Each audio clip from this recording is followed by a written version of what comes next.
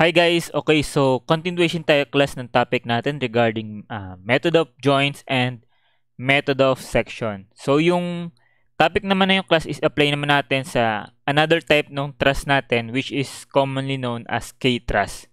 Okay?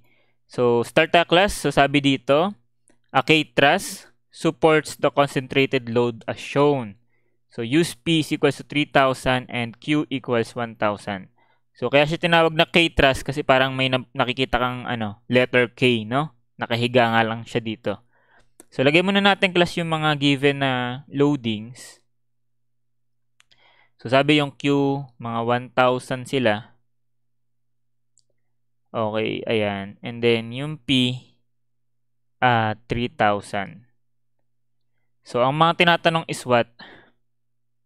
Compute the force in member CD. So, highlight na agad natin yung mga hinahanap. So, ito yung CD sa figure. Next is yung member GK. Nasaan yun? Ito yung member GK. And member GJ. So, nasaan yun? Ito yung GJ.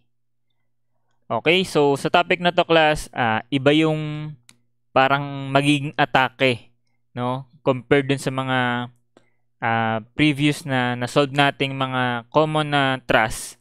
So, ito iba naman siya. So, pero yung unang step dito class is the same lang, no? Kunin mo na ang mga support reaction. So, we can see sa D, merong roller. Sa K, merong pin, support. So, sa D, meron lang tong vertical reaction. So, tawagin nating DV. So, kung hindi ka pa sanay, again, mag-isip ng direction. So, assume na lang natin, laging upward. Kung hindi ka pa sanay. So, upward. Ito, upward. Then, KB. Tapos, meron siyang horizontal component since pin yan. So, tawagin natin itong KH. So, para ma-solve sila, start na tayo. At equations of equilibrium, summation ng forces horizontal or along x equals 0 tayo. So, consider natin to the right, positive. So, meron tayong tatlong to the left na 1,000. And then, to the right na KH.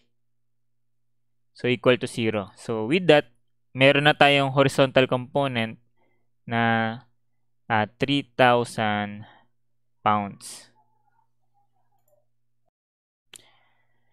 Next is, kunin naman natin yung mga vertical component ng ating mga support reaction.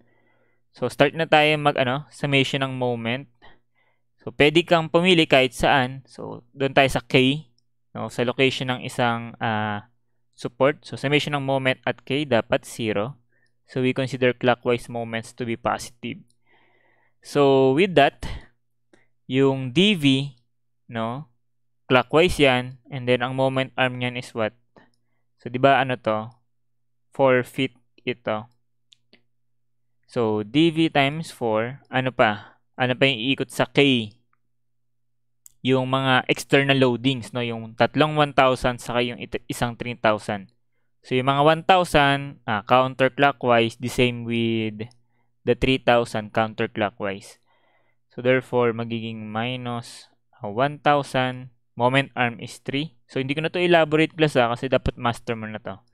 So, minus 1,000 times moment arm is 6.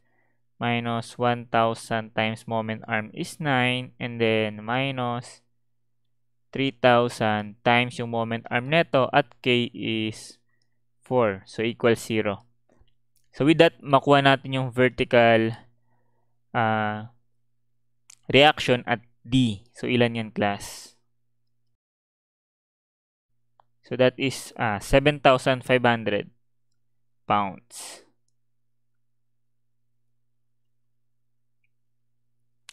So, let's assume na confident enough na tayo para dun sa value ng DV. So, para ma-simplify na lang natin that ito na lang yung gawin natin. Summation ng forces along Y equals 0. So, we consider upward forces positive. So, mangyari, that is DV plus KV. And then, yung downward na 3,000 mag-equal 0. So, yung DV palitan mo ng 7,500. So, ilan yung KV? na makukuha mo dyan, class. So, ilan yan? That is negative 4,500 pounds. So, meaning to say, negative, wrong direction tayo, no? So, dapat pala, yung KV is a 4,000 pound force na directed downward. So, palitan na natin siya dito sa figure para hindi tayo malito later on. And then, lagay na natin yung mga values nila. So, itong KH, 3,000. Yung KV is downward na 4,500. And then, yung DV is upward na 7,500.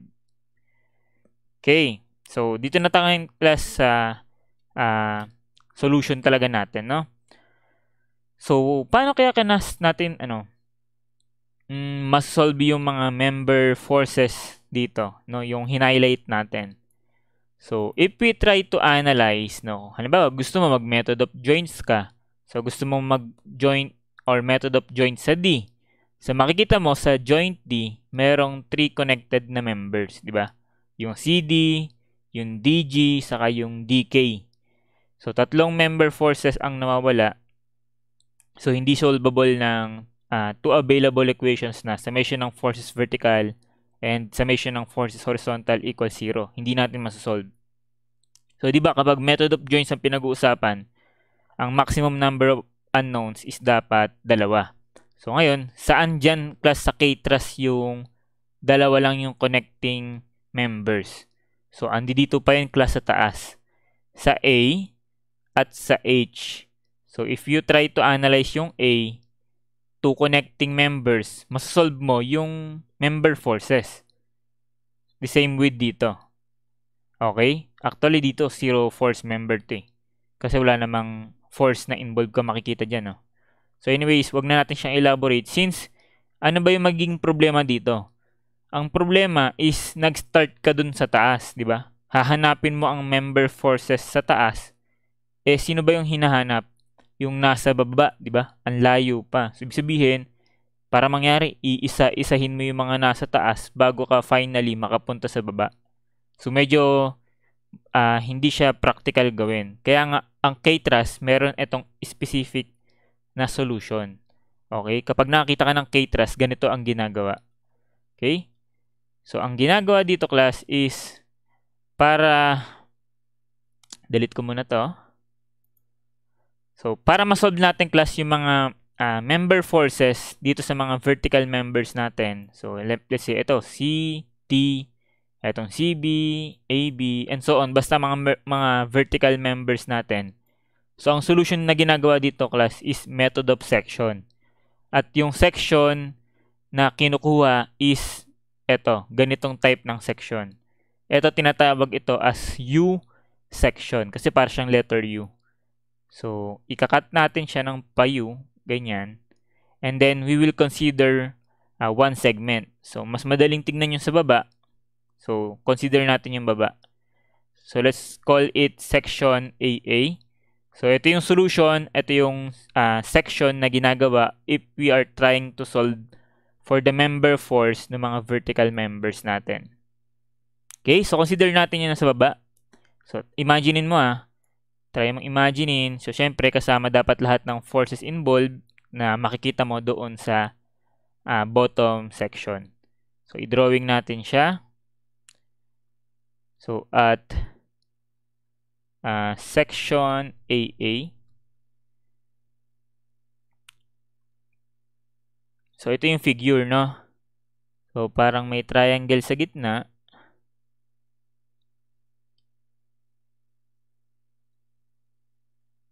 And then, what? Dito, nakat yung member CD, no? So, pero, lagyan natin siya ng pattern, continuation hanggang dito. So, nakat din yung member CG. So, putol siya. So, lagay lang natin ng pattern. Yung GJ, nakat din siya. So, continuation. And then, yung JK, cut din. Yan. So, continuation. So, parang ito yung imaginary point C. Ito yung joint G. Ito yung imaginary joint J. Ito yung K. And then, ito yung D. And then, lagay natin yung mga external forces na involved as well as yung mga support reaction. So, dito sa D, lagay na lang natin siya. Huwag natin lagay yung dV. So, 7.5. Yung numerical value na lang tayo. Dito, may downward na 4.5 and then sideward na 3,000. So, baba ko na siguro yung figure ko. Okay na yan. Then, include na lang natin siguro yung mga distances. So, etong C to D is what? 3 feet, no? And then, ito is, ano to? 2 feet, 2 feet yan, di ba? Yung mga distances dito. 2 feet, 2 feet. So, lagay natin dito, 2 feet, 2 feet. Okay, and then, zoom in tayo dyan. So, ngayon class, palabasin naman natin yung mga internal forces dun sa mga members na nakat natin. So, di ba, ilang members yung nakat? 4. So, parang mangyari pala dito, 4 yung unknowns. Pero, wag kang matakot class na maging 4 yung unknowns kasi nga, ito talaga yung solution dito eh. Masisimplify naman natin siya. So, itong sa CD, nakat siya. So, lalabas yung internal force dyan. So, kung hindi ka pa sanay, edi assume mo na lang lahat ulit as tension. No? So, let's say ito yung FCD. So, itong yung nakat din sa taas, yung CG. So, tension na lang din. So, FCG. So, dito, yung GJ, FGJ, and then, ito. So, tension na lang din, force, JK. Okay, so 4 ang unknowns pero masosolve natin yung hinahanap, etong CD. So, paano kaya yan masosolve class? Anong equation of equilibrium yung the best gamitin para siya lang yung masosolve natin at ma-eliminate natin yung other forces? So, kung tatry natin yung summation ng force vertical, dalawa silang unknown. Okay? Okay lang naman yun. Eh di kailangan mo lang ng 2 equations. So, ano pa yung isang equation? Eh di siguro mag-summation ng moment at any point dyan sa figure.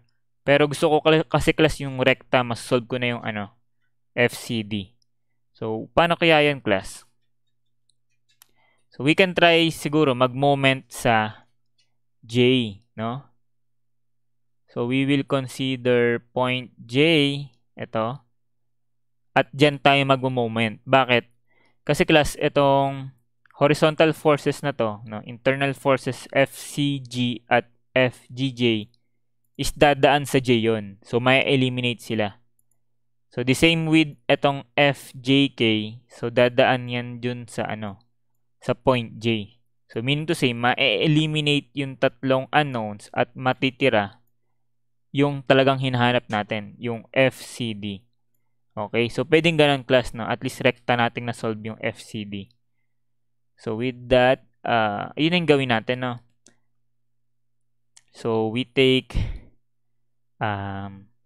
summation ng moment doon sa napili nating point, yung joint J equals 0. So, we consider clockwise moments to be positive.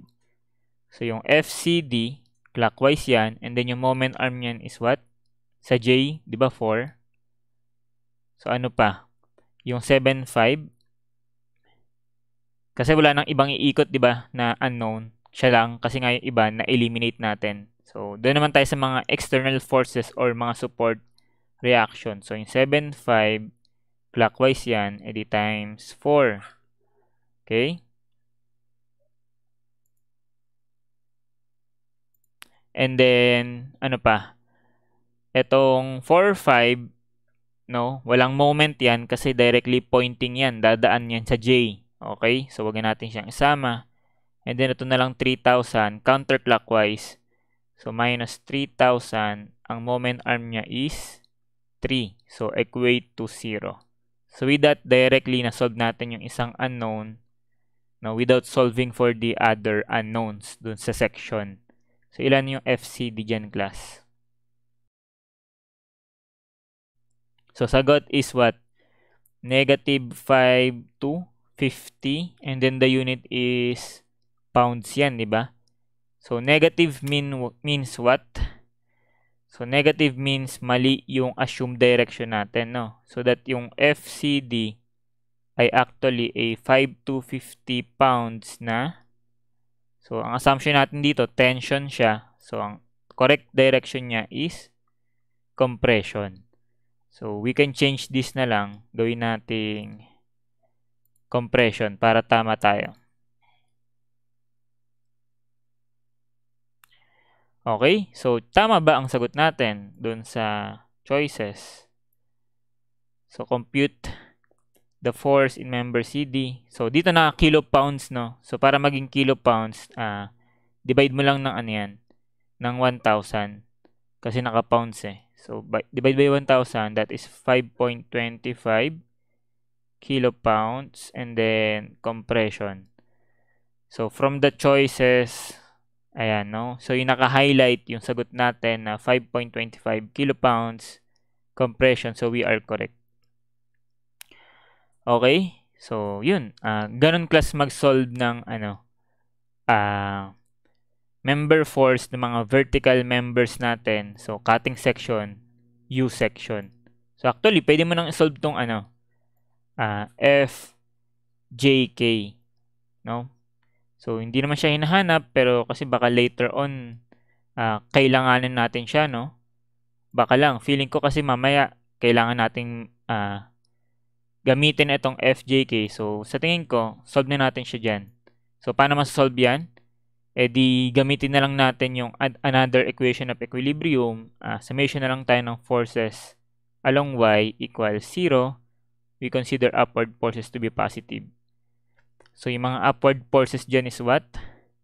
Yung FCD is downward. So negative FCD. Pataas yung 7.5. And then pababa yung 4.5. And then ang assumption natin yung FJK is pataas. So positive. So wala nang vertical force. So equal to 0 na. So palitan lang natin to ng 5 to 50. Ilan ang lalabas na value ng FJK.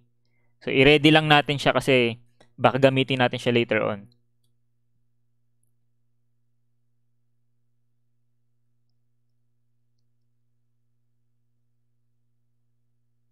So sagot is positive 2 to 50 pounds. So therefore, tama yung assumed direction natin sa kanya to be a tensile force. No? So stay put lang muna siya dyan. So ano pa ba yung isang hinahanap, class? Okay, so ang hinahanap is itong member GK. Nasaan yun? Itong inclined member. Okay, so delete ko na siguro itong cutting section para hindi tayo malito. Okay, so ito naman ang diskarte, class, if we are about to solve for the member force ng mga inclined members natin, no? Kasi meron tayong 3 types ng members eh. Vertical members, horizontal members, and then inclined members. So anong nangyari sa problem na to? Lahat ng types na yun, kailangan nating isolve. So sabihin, madadaanan natin lahat ng types ng solution. So para sa inclined members, ang solution dito is method of section again. At ang cutting section naman dito ay paganito, no? Yung normal na cutting section. So ikakat natin siya and then consider mo kung sino yung mas madali. So consider natin yung nasa baba. So tawagin natin tong cutting section BB. Okay, try to imagine ang nakat nating members, yung CD, lalabas ang internal force. Yung DG, lalabas ang internal force. Yung GK at yung JK, so lalabas ang mga internal forces nila. Pero ito kasing CD saka JK, na-solve na natin yun, di ba? So, therefore, dalawa na lang yung unknowns dyan. Itong DG saka GK. Okay?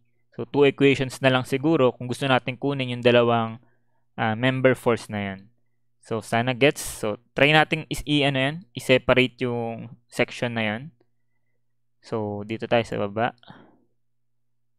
At section BB. So, parang ganito yung magiging itsura na, no?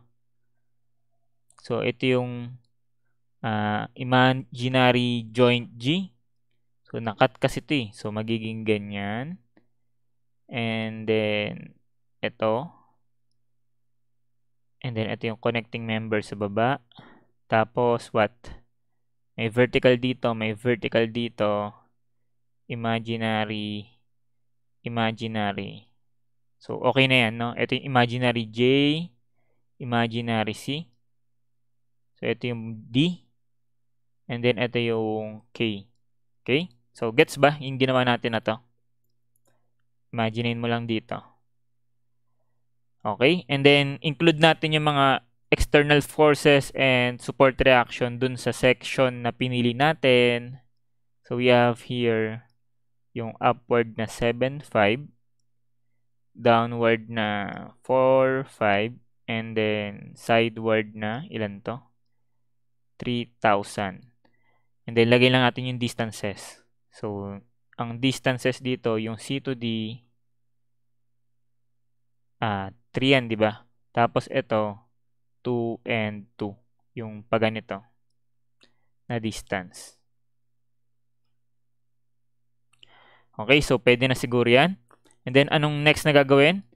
I-drawing na ang mga internal forces dun sa mga nakat nating section or members. So, sa CD, nakat natin siya, pero may value na kasi yan eh. No, yung CD, di ba meron na tayo, at nakuha natin yan as a compressive force na 5 to 50. So, lagay na natin dito, 5 to 50. And then, itong DG, so, assume na lang natin, tension. Kasi, wala man tayong value niyan eh. So, ganito na lang. Tension na lang siya. Okay, tawagin natin itong FDG. And then, itong GK, so, tension na lang din. So, GK. And then, itong JK, na-solve na natin yan, di ba? Ito, FJK, tension. So, ito na yung tamang direction. So, ito yung 2 to 50. Okay. So, I think pwede na tayo mag-focus dyan. Ngayon, anong equation of equilibrium yung pwede nating gamitin? Since kompleto na tayo, di ba? Lahat ng details regarding that section is na-provide na natin. So, pwede na tayong gumamit ng mga equations of equilibrium. So, ano kaya yung the best? So, unahin muna natin tong bigyan ng slope, yung triangle. Kasi inclined to, di ba? Ano yung slope niyan? So, yung vertical is 3. Di ba? Yung horizontal is 2. Tama ba? Ayan o. Vertical is 3, horizontal is 2. So, meaning to say, ito is, 3 squared plus 2 squared, square root of 13. So, the same din dito, kung sakaling gusto natin. Yung vertical niyan is 3, horizontal is 2, hypotenuse is square root of 13. So, actually, we can solve this one, simultaneously. Yung dalawa, paano? Di gamit tayo ng summation ng forces vertical equals 0. So, one equation. And then, summation ng forces horizontal equals 0. So, another equation. So, 2 equations to unknowns, no? So, pero kasi hindi naman to hinahanap yung FDG. So, I think gusto ko as much as possible isang equation lang yung gagamitin ko. Kasi kung dalawa pa, edi parang sayang yung oras ko. No? Sa akin lang naman yun. So, hahanap ako ng way na ma-eliminate ko yung FDG. At paano yun? By taking summation of moment at what point no? Para ma-eliminate siya. So, I think gets mo na yon na dapat ang moment natin is na i-consider is yung moment sa D. No? Pag nag-moment tayo sa D, directly pointing dyan yung FDG. So, may eliminate siya. So, therefore, isang unknown lang yung masasolve natin. So, ang gagawin natin, itong FGK. So, by components natin siya. So, dito natin dalhin yung components. Okay, dito, saka dito. So, ito yung FGK na vertical. Ito yung FGK na horizontal. So, yung horizontal component is passing through D. So, may eliminate din siya, di ba? So, ang iikot na lang is yung vertical component niya. So, ito na lang yung bigyan natin ng value. So, yung vertical component ng FGK is what? E di equal yung sa FGK times yung sa triangle, yung vertical is 3, yung hypotenuse is square root of 13. Okay, ready na tayo mag-moment. So, sana nag-gets nyo yung ginawa ko. Pero again, pwede mong gamitin kung gusto mo lang at sanay ka sa ganon, edi summation ng force vertical equals 0. Summation ng force horizontal equals 0 rin. So, 2 equations, 2 unknown. So, pwede naman yun.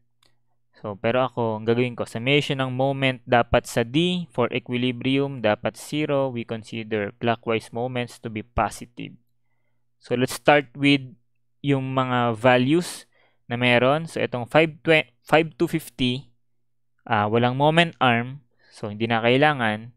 Itong 7.5, so walang moment arm. So, hindi na kailangan.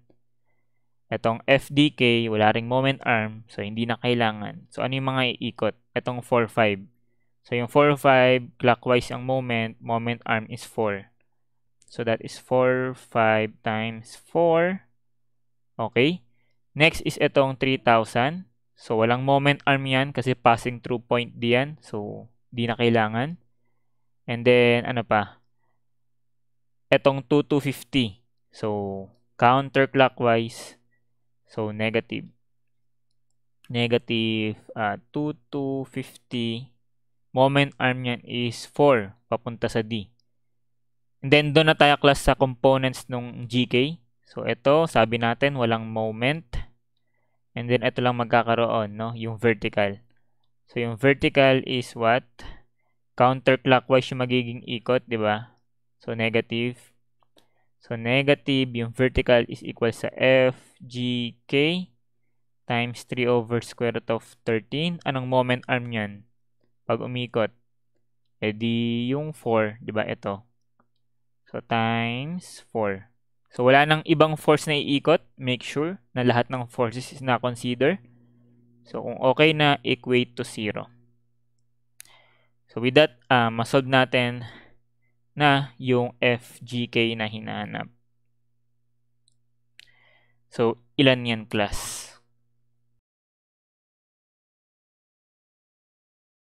So, sagot sa calculator ko is a positive value na equal sa 2704.16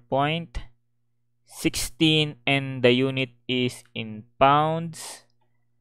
So, dahil positive, so ibig sabihin tama yung assumed direction niya, which is siya is a tensile force, no? So, lagay natin T. Or in kilopounds, so that is what? Divide by 1,000, so that is 2.70 kilopounds in tension. That is our FGK. So, sana na-gets nyo yun, class. So, correct ba ang sagot natin for FGK? So, ang sagot is letter A, 2.7 kilopounds in tension. So, we are correct. Okay, so ganun ang diskarte kapag ang hinahanap na member force is yung mga inclined members. Pero para ma-solve yun, kailangan mo munang daanan yung mga vertical, no? Diba kinailangan natin to yung mga vertical. So, ibig sabihin, kailangan muna tayong gumamit ng U-section, diba? Ito, U-section, bago tayo yung normal na section, no? Okay, so sana okay yun.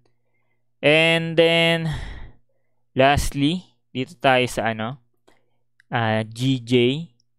So, para ma-solve tong GJ class, no, yung horizontal members, ang diskarte naman dito is mag-analyze ng joint, no? Method of joints na lang. So, we can try to analyze yung etong joint na to. So, wait lang ano muna natin to?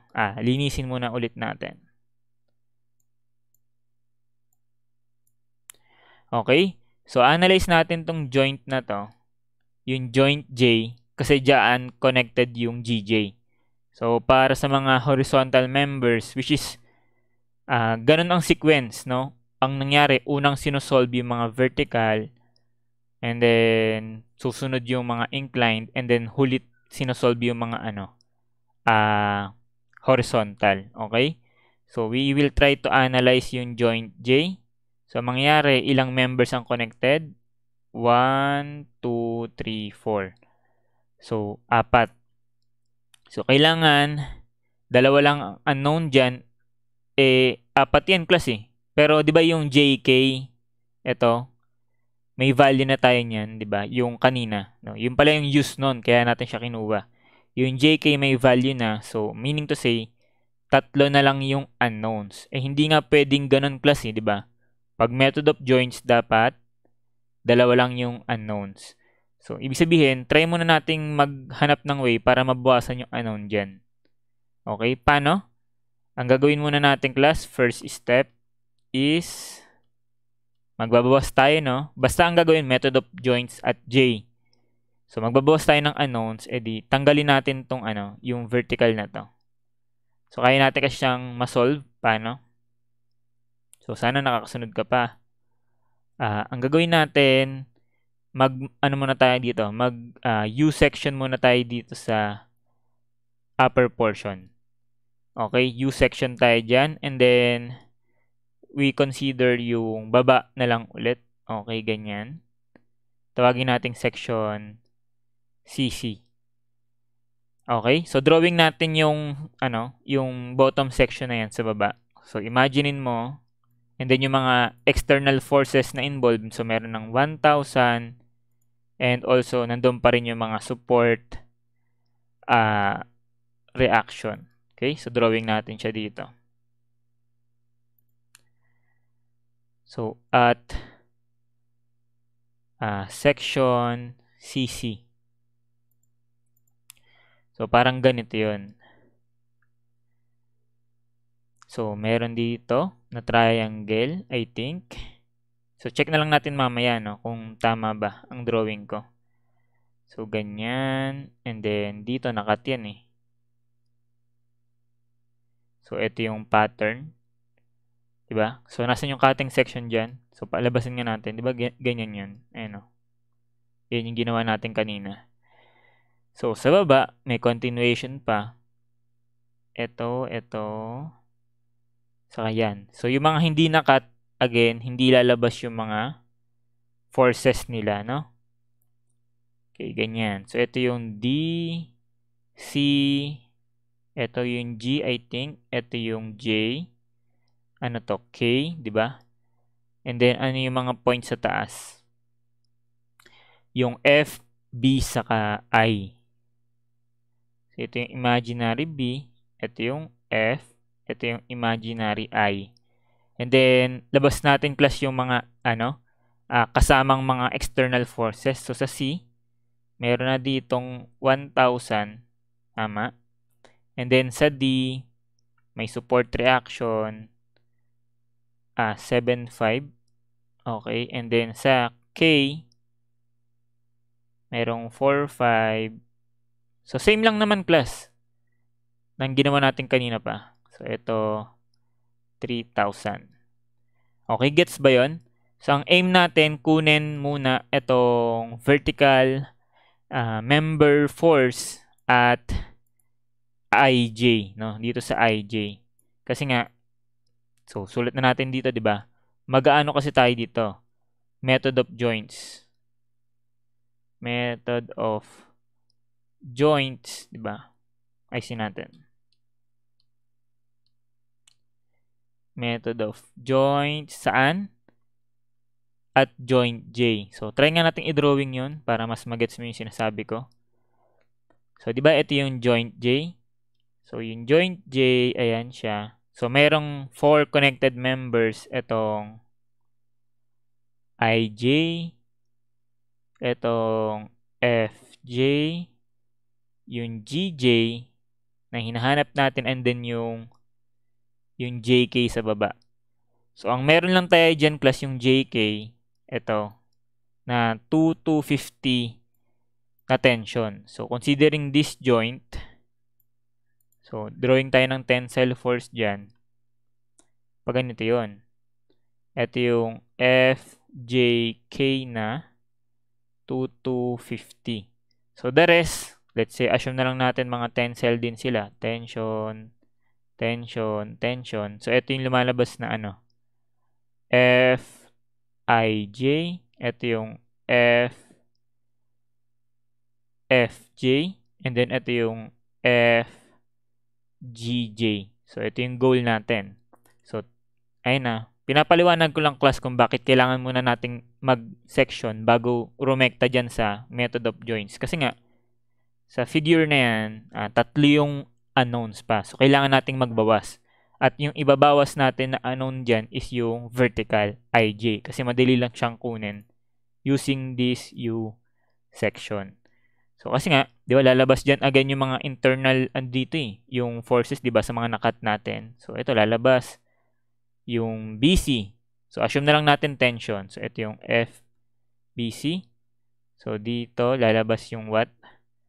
FBF. So, dito lalabas yung FFI. And then, dito lalabas yung FIJ. So, inassume mo na lang natin na ang lahat ng forces is a tensile force. Okay? Define natin yung mga distances. So, itong BCD, ang distances niyan sa figure is, di ba, tig 3 yan? And then, dito, tig 2. So, 2, 2. So, paano makukuha class? Itong IJ. Ito yung goal natin para malipat natin siya dito.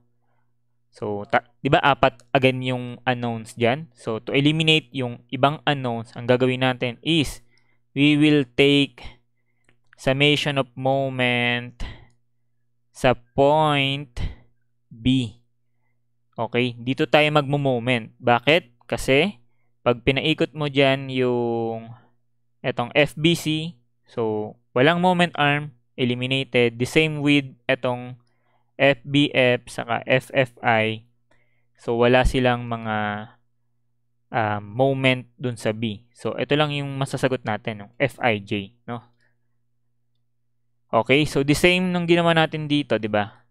No, to solve for FCD, nag-moment tayo sa J, no? To eliminate yung ibang unknowns. Ito, saka ito. Okay, so sana nagigets mo na yung ginagawa natin. So, with that pa lang, gagawin natin, we take summation ng moment at B equals 0. So, we consider clockwise moments to be positive. So, simulan muna natin class sa mga external forces. So, yung 1,000, iikot yan ng what? Ito yung 1,000, iikot yan sa B ng may moment arm na 3. Positive, clockwise kasi. Itong 7,5, directly pointing yan sa B, so walang moment arm. So, 0. Itong 4,5, so ikot niyan is clockwise, so positive. And then moment arm at B is 4. So, plus 4, 5 times 4. And then, itong 3,000, ang ikot niyan is counter. So, negative. Moment arm is itong 6.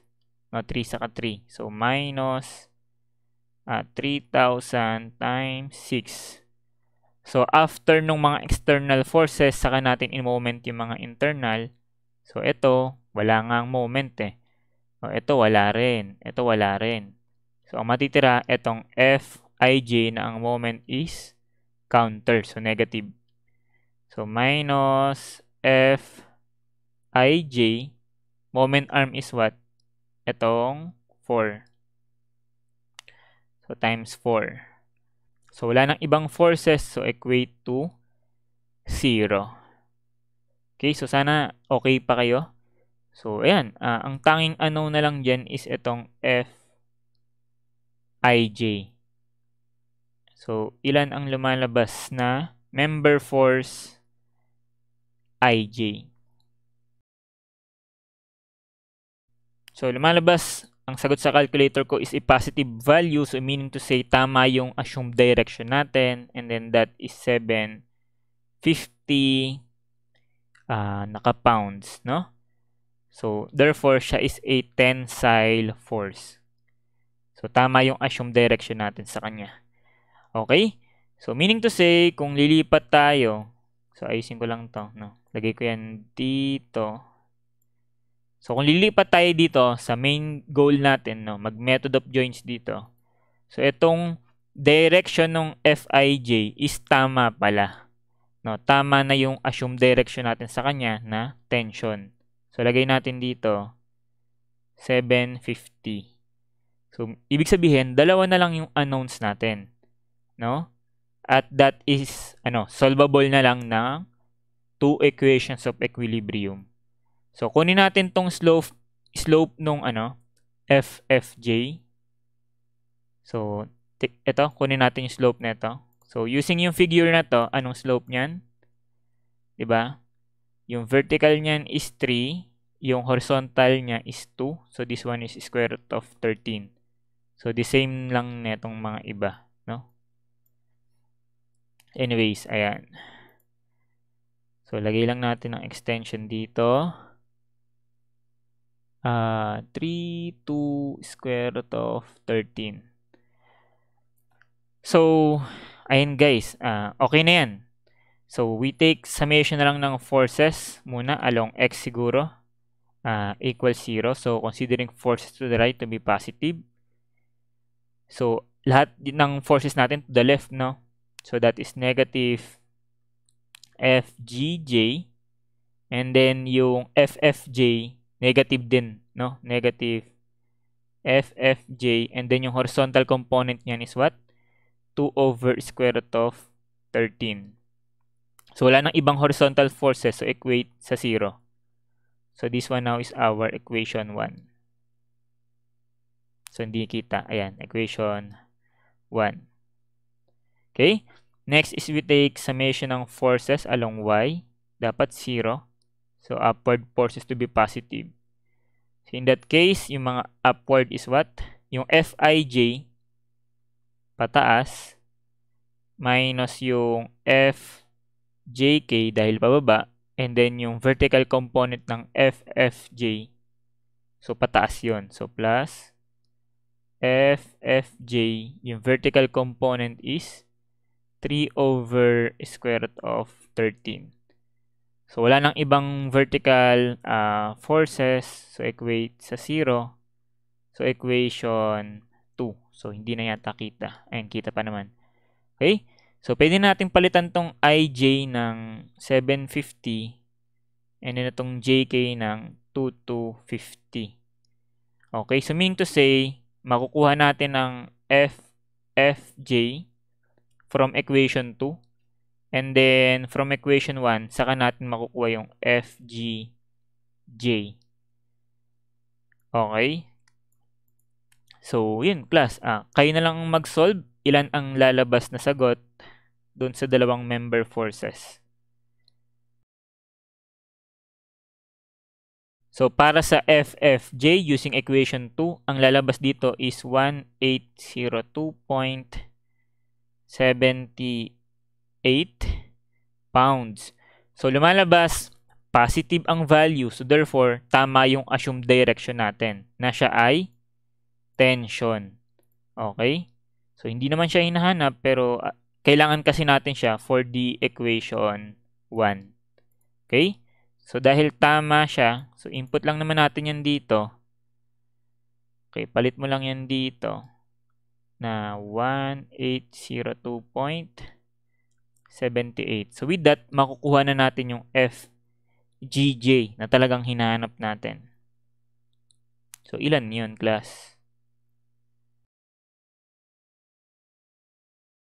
Okay, ang lumabas is what? Negative 1,000 pounds. So, dahil negative, meaning to say, mali yung assumed na direction natin. So, dapat siya is 1,000 pounds na. So, ang assumption kasi natin dito, tension siya. So, dapat pala siya is compression. Okay, so yun na class. Nasolve na natin yung member force GJ no, sa horizontal member. So, medyo matrabaho lang siya pero sana na-gets mo class. And then, naka-kilopounds yata ang mga sagot, no? So, convert natin in kilopounds. So, that is 1.00 kilopounds. Okay, FGJ. So, check natin kung tama. So, for GJ, ayan, letter A, 1 keep compression. So, we are correct. Okay, so yun guys, that ends our discussion sa mga method of joints and method of section. So, ito na yun class, yung another type, yung K-truss. So, hopefully, nagets mo yung procedure natin kung paano gumawa ng cutting section. Depende kung anong type ng member yung hinahanap. Kung vertical ba, kung inclined member, or horizontal member. Okay, so yung sabi ko, may isa pang problem dyan sa handout ninyo. So, more on K-truss lang din naman yan. So, kayo na yung mag-solve nun, class. Okay? So, i-practice nyo yung natutunan nyo dito sa ating discussion. Okay, so next discussion na natin is about naman, no? Paano naman kapag frames yung ina-analyze, hindi na mga trusses. So, ang solution naman doon is what type naman, no?